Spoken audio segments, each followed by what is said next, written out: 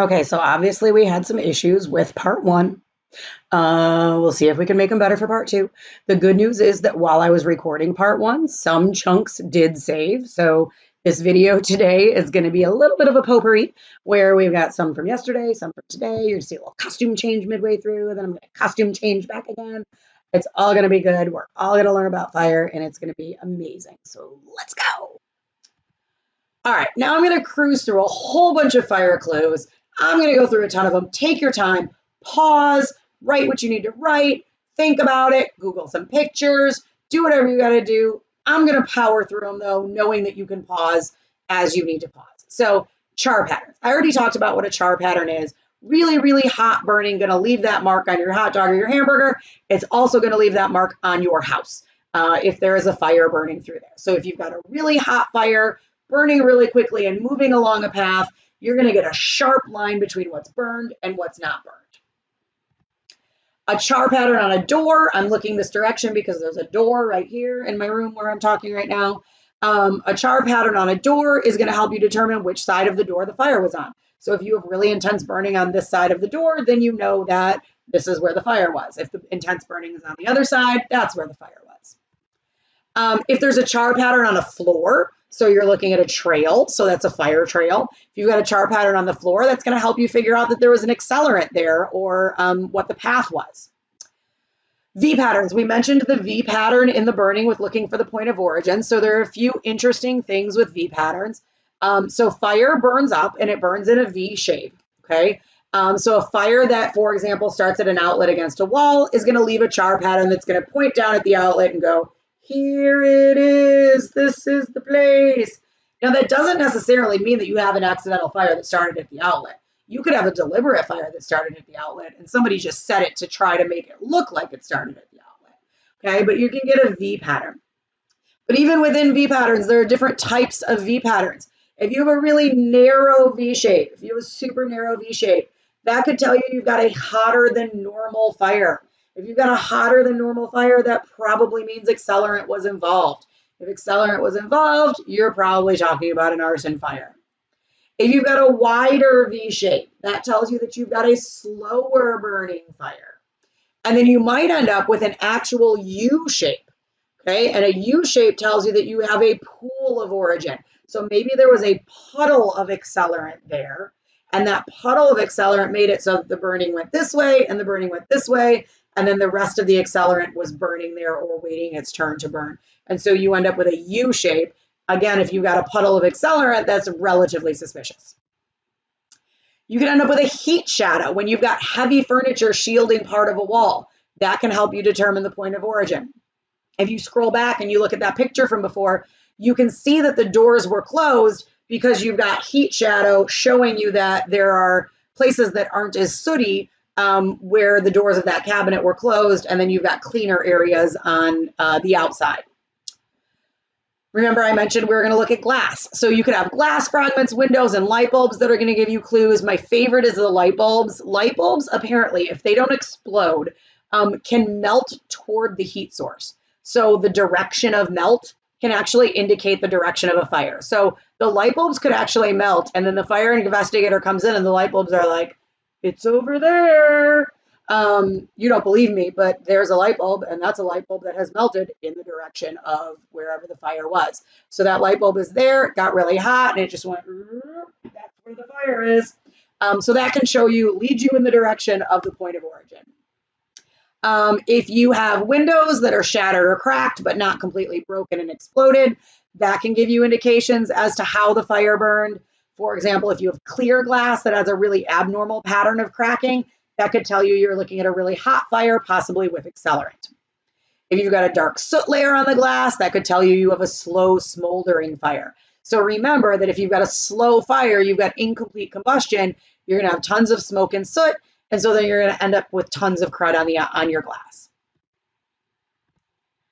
You can end up with the chimney effect. The chimney effect. So since fire burns upward, we know that fire burns up, you can end up with fire getting to a place where the gases get superheated. And those gases above the fire get so superheated that they catch fire and they form a fireball, and that fireball whooshes up to the ceiling. And when that fireball whooshes up to the ceiling, it basically makes its own chimney. So you maybe have a chimney in your house where you're going to start a fire to have a lovely winter's evening, and there's a chimney there in your fireplace to take that hot air up so that hot air can escape your house and not cause any problems inside your house. But sometimes you can have a fire inside a building and there's no chimney there, and the fire is like, yo, I'll make my own chimney. That's cool. And so the fire creates this superheated ball and goes whoosh up through the ceiling, and it can actually leave a hole in the ceiling. So if the entire roof hasn't burned, if the entire ceiling hasn't burned away, you can actually see a circle. So you're the fire investigator. You walk in, you look at the ceiling, you see a hole in the ceiling, you walk over, you're like, okay, here's the place. This was the point of origin. Of course, that would be really stupid because you don't want to stand in the point of origin because now you're destroying all kinds of evidence. Okay, the color of the smoke. So if you're there while the fire is burning, or somebody videoed or somebody took pictures, the color of the smoke can tell you what type of material was burning, can give you some clues about accelerant, about fuel, things like that. The color of the flames can tell you what temperature the fire was burning, how hot it was. If you remember back to Dr. Henry Lee and the Dr. Henry Lee video we watched where he was giving a lecture in Florida, he showed a picture of a fire burning at a house, and he pointed at the different flames and he said, oh, there's cherry red, that's this temperature. There's the orange, that's this temperature. Here's the blue, that's this temperature. For the record, you do not need to know any temperatures and fire colors, okay, flame colors. You do not need to know any of those things, okay? Just know that flame color can tell you about temperature. But when Dr. Henry Lee was able to do that, he looked at that and he said, oh, super duper hot, super duper hot, super duper hot. Well, if it's super duper hot in each of those places, that means the fire started in each of those three places at the same time. That's what we call multiple points of origin, which is going to be in a later place in the notes for you to write that down. Multiple points of origin. Well, guess what?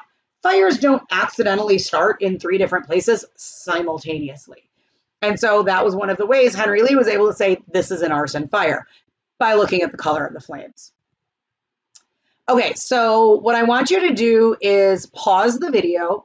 When I say the magic word, you're going to pause the video and you will try to make a list of as many clues as you see in this video as possible. So write down anything and everything that you can see in this photo that is a clue about finding the point of origin. Go. I said go. Pause the video. Make a list. Go. All right, fine. I'll tell you. You waited me out. Okay, so hopefully you noticed right off the bat this one, the chimney effect right here. So that fireball went up, whooshed up in there. That is consistent with all of the dark charring that we have here. We can't see enough of this to see if there's a V pattern or not, but we definitely have really dark charring right here and not as dark of charring right here. You should also be able to see a heat shadow right here. So something was here during the burn that was blocking the soot from getting there. You can also see some spalling of the plaster or the concrete here. You can see that going on. So those are all things that kind of can give you some information as to what's going on there. All right, so some more indications that you're looking at arson. We've already talked about a bunch. So you first have to find the fuel. So what was the fuel for the fire? And then you have to find the source of the heat. So what's the fuel? What's the source of the heat? And then you have to figure out how did they get together? How did the fuel and the heat get together? Okay. If you can figure out how the fuel and the heat got together, then that's going to, go a long way toward helping you figure out if you're looking at an arson fire. So there are a few things that can indicate arson. One is the presence of an accelerant. We've already talked about this, but this is really cool. I love this. So they suspected there was accelerant here and they went and cut up the carpet. And you can see the accelerant didn't burn away. So I'm sure whoever set this fire was assuming, oh, I'm going to burn this up. The accelerant's going to burn away. There's going to be no evidence left behind. But the accelerant had actually soaked through. And when the accelerant soaked through the carpet, it went into that under base layer and stayed there. Okay. You've, again, eliminated natural or accidental causes. You could have a fire trail, which I mentioned before. You do have a fire trail in this picture. You can see that there's charring right here.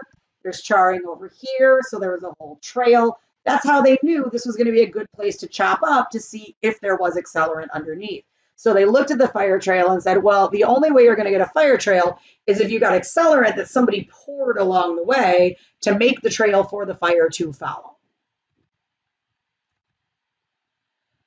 All right, so evidence at a crime scene, specifically trace evidence, can be a lot harder to find at a crime scene than other types of scenes. We've talked about why that's so hard.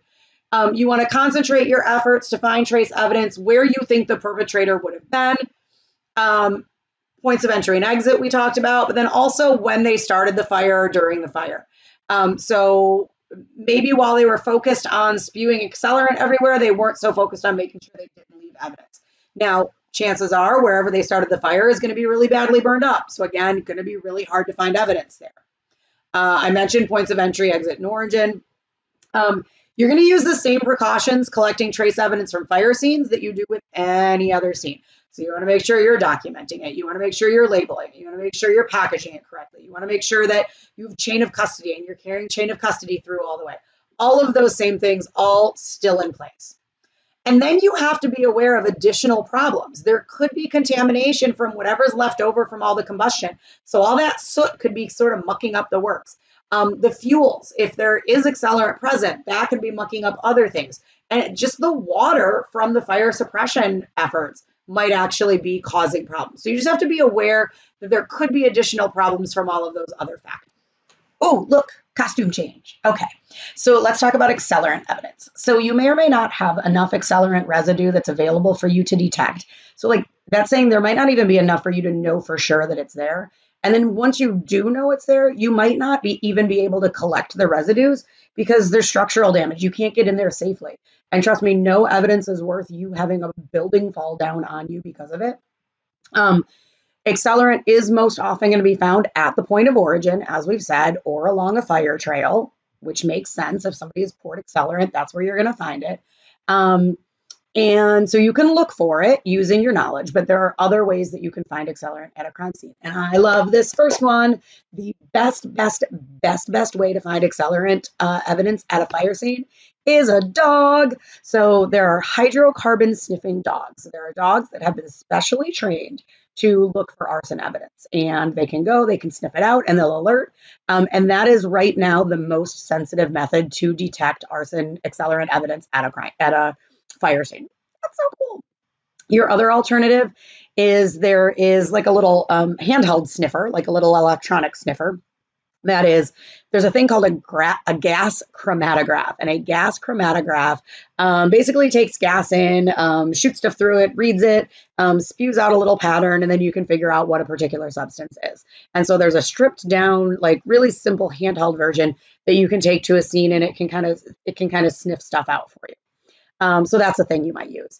You might not have access to either one of those things. So you might not have access to a super awesome hydrocarbon sniffing dog, and you might not even have one of those handheld sniffers, in which case you just have to rely on your own experience. And you just have to, kind of observe things and take a look around and see what's what and look for the most likely places. Hope there's accelerant evidence, maybe take some up, send it to the lab, knowing that some of it is going to come back negative, some of it's going to come back positive. When you do collect it, you have to make sure that you not only take enough of the sample itself. So let's say we think our point of origin is right here and it's carpet. We need to make sure we take a chunk of that carpet and enough of the carpet that they'll be able to detect the accelerant. But the other thing we have to do is we have to get a negative control, which means if I think this was the point of origin right here, I need to get a sample of carpet from way over there on the opposite side of the room where I don't think there was any accelerant. I am all but certain there was no accelerant over there, and that's going to be a negative control because that'll show us what a negative test looks like.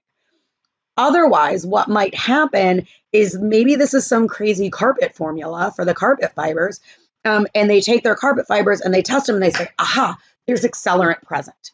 But maybe there's not. Maybe it's just mucking with the test. And so you have that negative control. You test that negative control. This shows accelerant present, but wait, I know there wasn't any accelerant present. Aha, that's what tells you there's something wonky going on here. So you not only have to have the suspected sample, you have to have the negative control as well, so you know what a negative test is going to look like.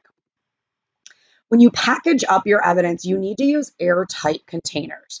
So you might be thinking, wait, that's weird because we've talked a lot about having breathable containers like brown paper bags and paper bindles and things like that.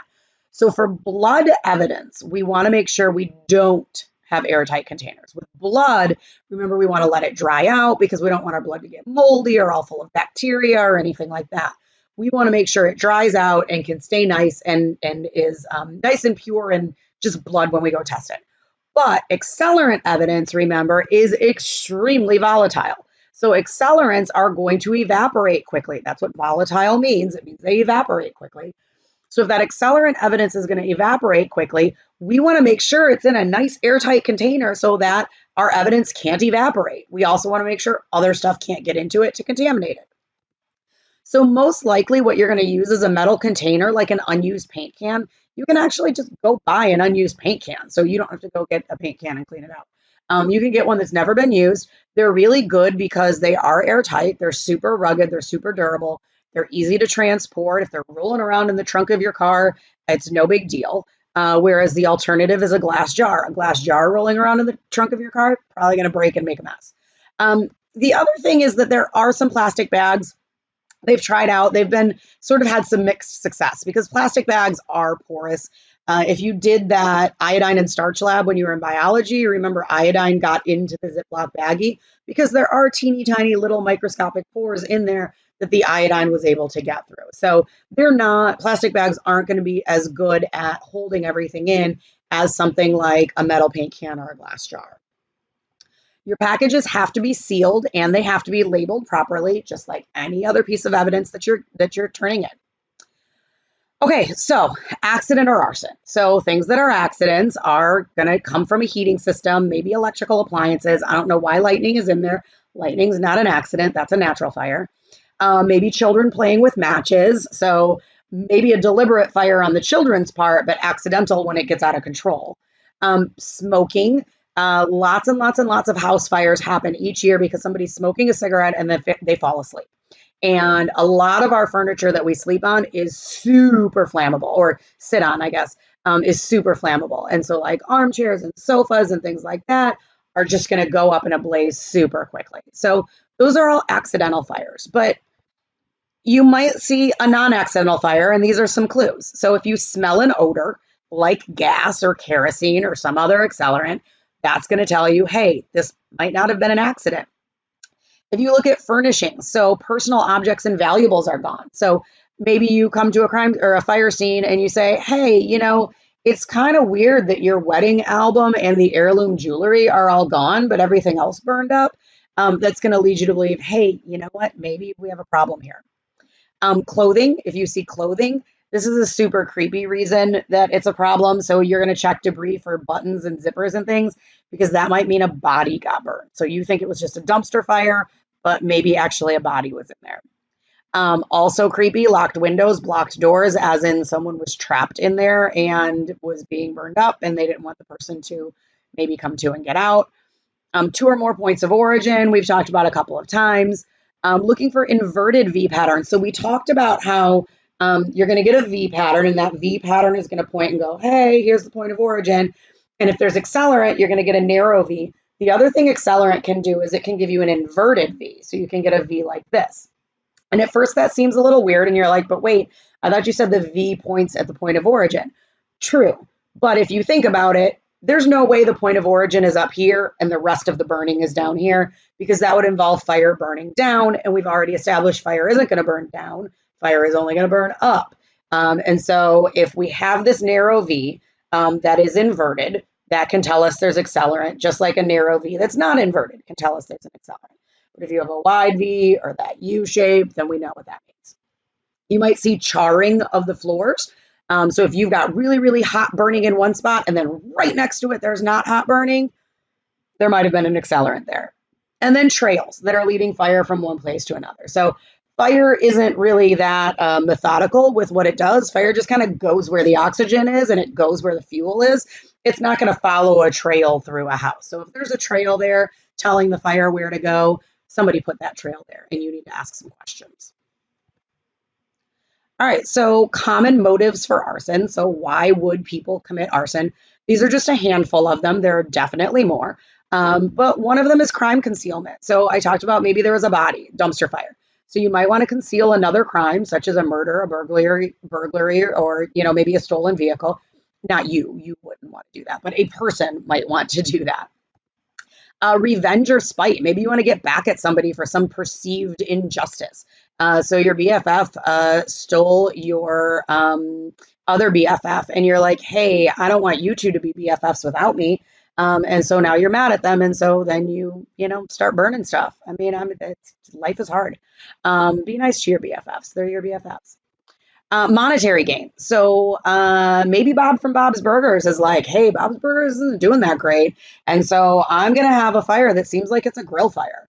And it's going to be a grill fire that gets out of control and it's going to burn down Bob's Burgers. And then the insurance is going to pay me. And then I can start up Bob's Beignets. And that's going to be a way better restaurant to make me some money. Bob would never do that. But that's insurance fraud. That's arson for insurance fraud. So Bob might also look at that dude across the street. I can't remember what his name is, but he's going to look at that dude across the street and maybe he's like, hey, I don't want you to be on the street being competition for me. I want to be the only restaurant on the street. And so I want to be the only one making money. So I'm going to burn down your place. Now, Bob's not dumb enough to tell the dude that he's going to burn down his place. Again, Bob's also not going to do that. But that would be a monetary gain motive for arson. Malicious vandalism is when fire gets set to somebody's property just for the sake of destroying it. This is largest percentage of arson fires, and shocker, these are the fires that are frequently set by juveniles. So your frontal lobe is not fully developed enough and you think it would be a cool thing to do to go take something from your neighbors and burn it. Don't do it. That's malicious vandalism. It's also arson and not cool. And then there are people who are just mentally disturbed. They get really excited. And I mean, like, really unnaturally excited about this to the point where they just cannot control themselves and they cannot keep themselves from setting fires. So I know some of you guys are like, but Miss Can, I really like to play with fire. That's cool. Maybe you're the person at the fire pit who's always like turning over the logs or trying to make it go bigger or put kindling in or throw the newspaper in because you get a nice big poof. That's cool. You're still normal. Don't worry, at least in that respect.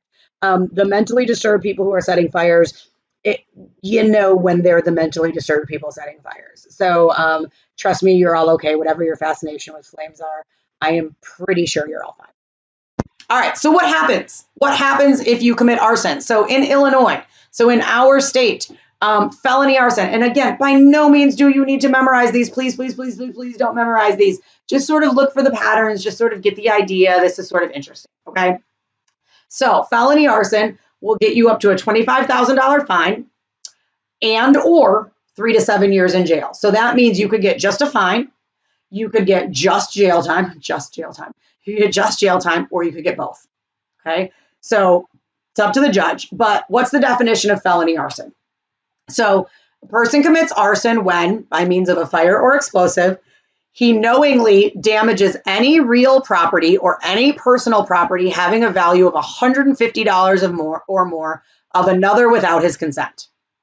So you could take someone's 2 pairs of Lululemon leggings and you get mad at your BFF and you take her 2 favorite pairs of Lululemon leggings and you burn them up. You have now committed felony arson and you could be fined $25,000 and sent to jail for 7 years.